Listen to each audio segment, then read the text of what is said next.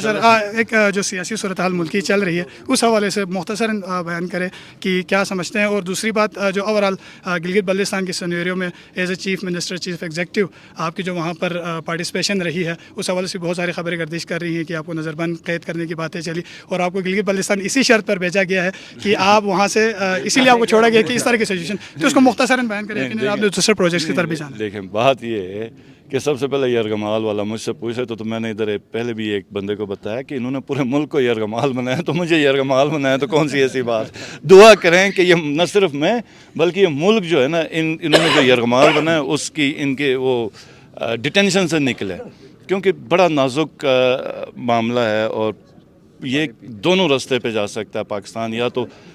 جس مقصد کے لیے ہمارے آباء و اجداد نے قربانی دی تھی تو پاکستان اس کی طرف بھی جا سکتا ہے، یا پھر جس طریقے سے 75 سال سے چل رہا ہے اور یا شاید اس سے بھی زیادہ تباہ ہو جائے گا۔ تو اور دوسری ایک جو امپورٹنٹ چیز ہے، اکثر لوگ سوال کرتے ہیں کہ ریسنٹ جو انسیڈنٹس ہیں کہ آپ مولا علی پاک کا قول ہے کہ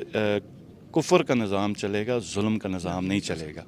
جب آپ ایک پارٹی کے اوپر ظلم کریں گے اور وہ جب ریلی نکالنے کے لیے بات کریں گے تو اس کے 2 بندوں کو قتل کریں گے، پھر قتل کرنے کے بعد اس کے چیئرمین پہ FIR کریں گے، کسی اور شہر میں کوئی وہ ریلی اجازت مانگیں گے، اجازت نہیں دیں گے، احتجاج کریں گے تو 50 لیڈرز کو ملک بھر میں آپ FIR کریں گے۔ اس کے مقابلے میں دوسری پولیٹیکل پارٹیز کو 10 محلے کے پلاٹ میں آپ جلسوں کی اجازت بھی دے دیں گے، اور بندے کم ہوں تو بندے بھی آپ ادھر پہنچا دیں گے۔ تو جب یہ ایک پارٹی کے ساتھ جب آپ اتنا ظلم کریں گے اور وہ بھی پورا ملک کی اتنی ملک گیر پارٹی ہوگی تو کیوس ہوگا، اور اس کا پھر لوگوں کے جذبات اس کے اوپر مجروح ہوتے ہیں۔ تو میری جو دعا ہے اللہ پاک سے کہ سینٹی پریویل کرے اور عقل ہو سب کو، اور واحد حل میں سمجھتا ہوں اس کا الیکشن ہے۔ گلگت بلتستان کے اوپر بھی جو جتنی انہوں نے محبت رکھی آپ لوگوں کو سب پتہ ہے، بجٹ کے حوالے سے، اچھا ڈیولپمنٹ فنڈز کے حوالے سے، گندم کا ہمارا ریسنٹلی ایک بڑا کرائسس رہا ہے، ہمارے پاس ایکسٹرا فنڈز نہیں تھے جس کی وجہ سے ہم کیونکہ آپ بہت جلدی میں آپ کا کوئی پاور اسٹیشن 4 سے 5 سال کے اوپر سے پہلے بن نہیں سکتا، اور ہمارے پاس جتنی جنریشن ہے پاور پروجیکٹس کی وہ بڑی لمیٹڈ تھی، اور اس میں بھی مزید جو کہانی یہ ہوئی کہ جو بڑا فلڈ آیا اس کے بعد ہنزہ میں، غزر میں، دیامر میں بڑے بڑے پاور پروجیکٹس ڈیمیج ہو گئے، کچھ تو کمپلیٹلی ختم ہو گئے،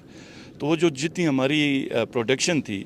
وہ بھی کم ہو گئی، اور دن بدن آپ کو پتہ ہے کہ ڈیمانڈ پاور کی بہت زیادہ بڑھتی ہے۔ تو امید ہے کہ آنے والا سال پاکستان کے لیے بہتر ہو، اور میری دعا یہ ہے کہ